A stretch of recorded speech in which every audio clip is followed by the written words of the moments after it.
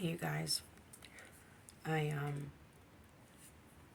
gonna start doing a video series. I've realized through different messages from different people in my life that I have this amazing story that I didn't know that was amazing, because I think we all have amazing stories. And I was sitting here thinking, and I realized that anybody who's encountered my life knows a different piece of my story, and nobody knows it as a whole. I think by telling my story of hope and healing, horror, heartbreak, honesty, I don't know why I'm using all these H's, must be a reason. I'm smoking a cigarette, drinking Vernon's Club Soda.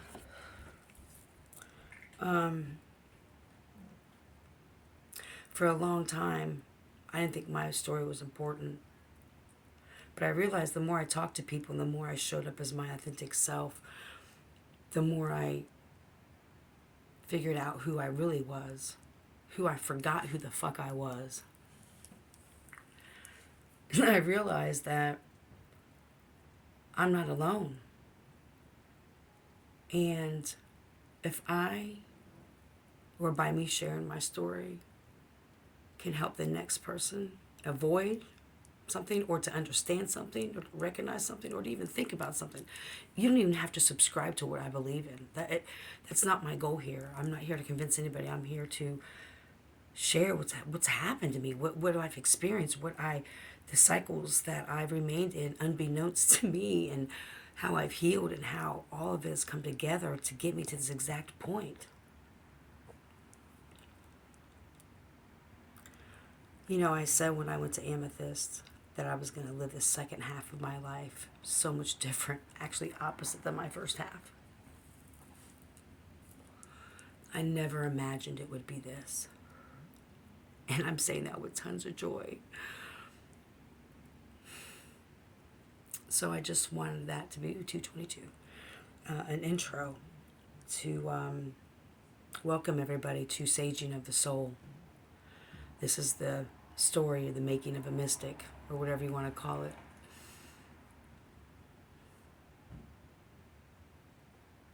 I talk to my dad a lot.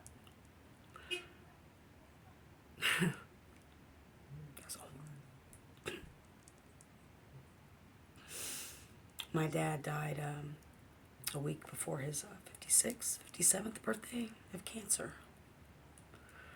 And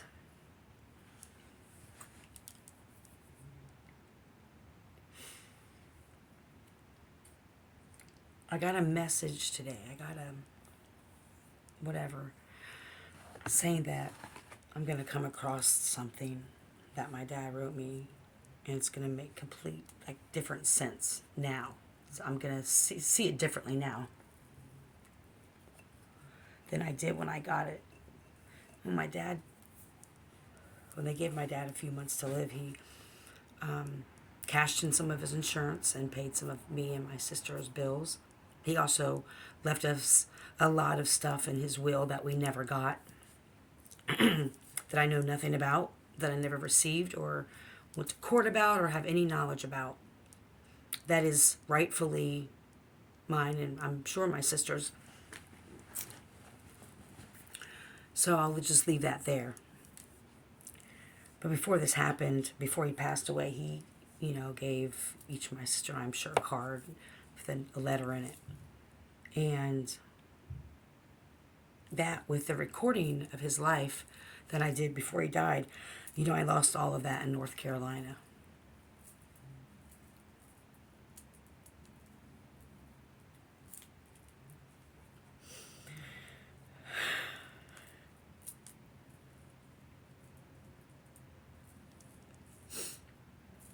I don't have many regrets in life. I truly feel in my soul and my spirit that everything has happened to get me to this point.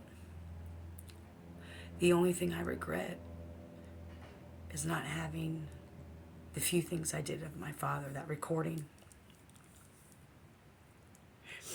And I think W3, which is what I called wife number 3, Marguerite, Thornburg or whatever. She has like 5 different last names. She's had multiple husbands. She was nice enough to give me he used to, when he was getting chemo, he wore like a little velour Kango type, looked like a Kango hat. That's why I knew my dad liked it. Marguerite didn't get it because she got it in red, white, and blue colors, American colors, and it was for the Olympics for that past year, and it smelled like him.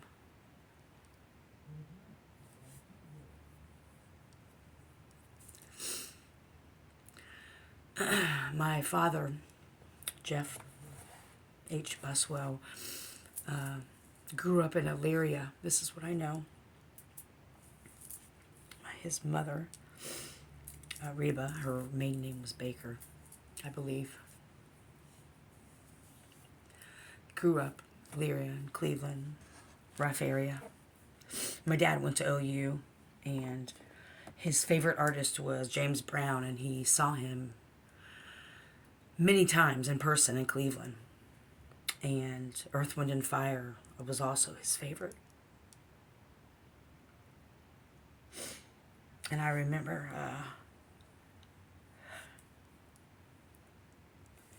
before he went into hospice was visiting he had a hospital bed upstairs, and there was this condo, it was an open floor plan, and Marguerite was at work, thank God. I would leave Columbus. I dropped out of college and quit my second job as a hairdresser. I stayed full-time as a social worker at Head Start, or family service work, wherever you call it. So I could go up to take care of my dad a couple days a week. I would leave work, and a good friend of mine, Dawn, she covered for me because my job wouldn't give me paid to any, it wouldn't help me with it, or let people share their time with me, their sick time. So Dawn would cover for me, but I would leave or work early and drive a couple hours to Cleveland, take care of my dad all night, get up in the morning, take him to chemo and radiation, to Cleveland Clinic. And then I would get him together. I don't know if I would. Yeah, I would sleep a little bit and then get up really early, drive back to Columbus, and then go to work. I think I was taking classes then. And so I would go to class that night. And then on that Thursday, I'd wake up, go to work, leave work early, and take care of my dad Friday. And so that's how it was. That's why I had to drop out of Capital at the time. But I went back. But anyway, I eventually had to leave Columbus State for a minute. Anyway, so one day when Marguerite was gone at work, I was making my dad something to eat. And I played on Earth, Wind, and Fire loud as hell. It was blaring. And I went up there, and it was like he had tears in his eyes. And he was just like, my dad had rhythm. When I told you my daddy could dance, he could dance. He told me he would test his dates. Now, I'm not saying this was the best thing, but before W3, my dad had, he always had heart. I just think he, like all of us, just wanted love.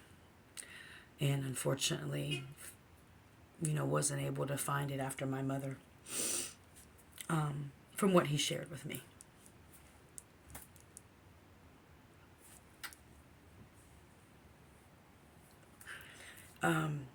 But my dad was a ladies' man.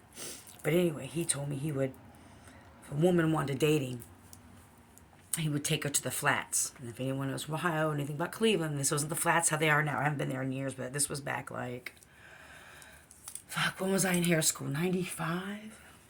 So, yeah. But he lived all over Cleveland. But anyway, one time I went to visit, he took me down to the flats. But anyway, he said he would take, this is before W3, but he said he'd take women down to the flats to the hip-hop clubs, R&B clubs for older people, And if she got uncomfortable and couldn't dance, my dad said he would leave them there.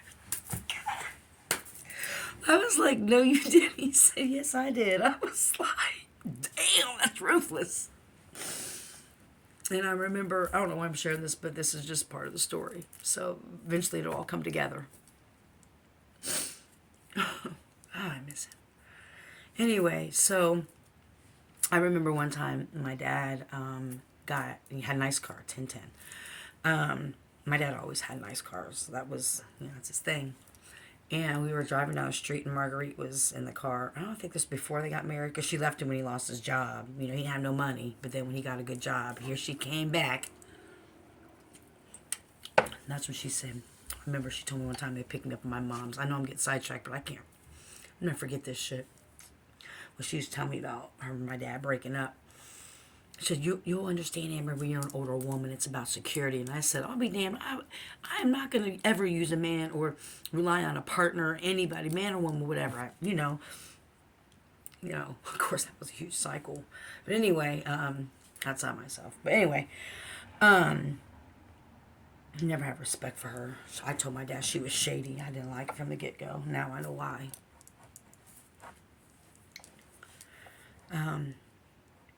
But anyway, this is when they were dating. I'll get back to the story.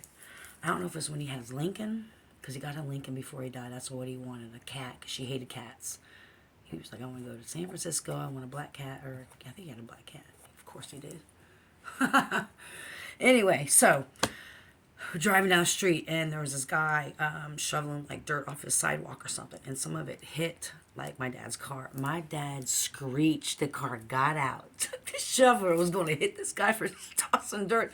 I mean, he didn't scratch or nothing. I mean, I get it, bad, but of course, it was like night and day when they got married. It was, I don't know who he was, who he became, and it breaks my heart for him. But we've had conversations about it, and I understand it. And so that's why I'm doing this, because it ends with me. I'm breaking these cycles. I'm doing the things that my parents and grandparents and whatnot couldn't do for whatever reason. Our grandmother carried us for 3 months, the egg. So anyway, that's, I guess, the first installment. I thank you all for listening to my story of my father. I am remembering more and more beautiful things from him, and have these great conversations. Sorry, someone was messaging me. These great conversations with my dad, and it's like, I'll be like, Dad, is that you? Because, I always think, like, I still not really question myself, question things like, I can't believe half this stuff is, like, real, like, for real, no cap, for real. The stuff I experience, like, it's so, I only read about this shit in books, and some things I never read in books, like, I didn't know a lot of these things existed. So I love, my good friend Jamie, I love her, here in Ohio, great supporters. I have some great support in my life. Anyway. So you guys, thank you for listening about my dad. I get it now. But anyway, I'm having these great conversations with him. And it's strange because when these last couple of weeks, I was in a place I've never been before. I knew my dad was there. I knew my dad, my aunt. I have some uncles. I'm gonna hopefully be doing a shamanic. I'm gonna do some journeying for some ancestral and spirit guide stuff soon. But I know he's there. My grandmother's there. My aunt.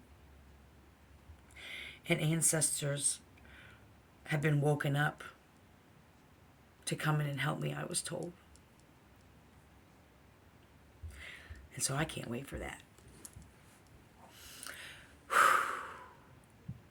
So I guess this is a contribution to my dad.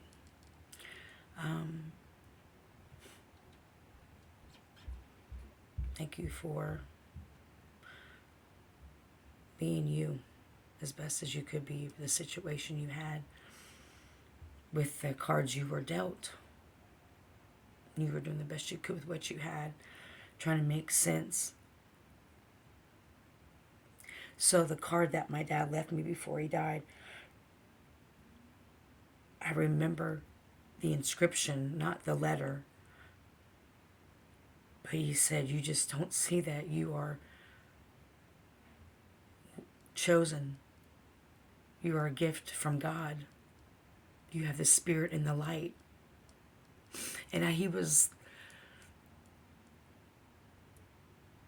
not super religious before W3, but like really got into it, and that's what he needed, and I supported it, but I wasn't in that place. And so when I got the card, I was, I was just, I mean, not that I ignored it, but I was like, yeah, I'm a child of God. I didn't. And I was told by the reading I got, The Gift of Light by Jimmy Merk, M-E-R-K. Phenomenal. Also sat in his lecture and raised my hand to give him a reading in front of all these people. So did that. Wasn't allowed to use my cards either. And it was a great experience. But anyway, I got all the confirmation there. Things that were said. I just got the confirmation about my dad and stuff. So anyway, thank you all for watching, if you have watched or not. I hope everybody has an amazing week and that you are happy, healthy, joyful, full of peace and love. May you give love and be loved. Go outside in nature and get grounded. I gotta say it. Be well, everybody.